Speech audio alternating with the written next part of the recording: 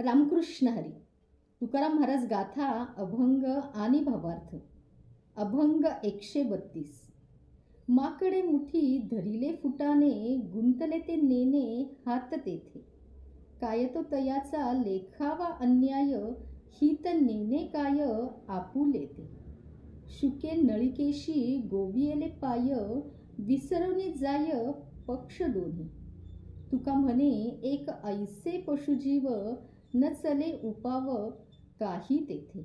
माकडाने मडक्यातील फुटाणे घेण्यासाठी हात आत घालून फुटाणे मुठीत धरून ठेवले.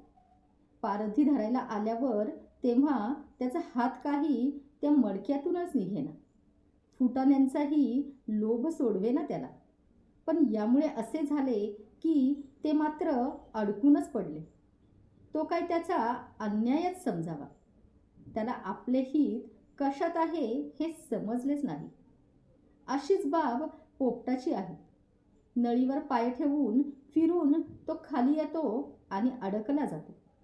त्याला आधाराची नळीही सोडता येत नाही की आपल्या पंखांचा उपयोगही त्यात सुचत नाही. त्यामुळे तुकाराम म्हणतात, असे कित्येक पशूंचे जीवन फसून गेले आहे.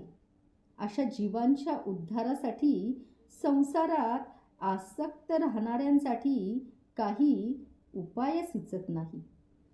पांडुरंग पांडुरंग.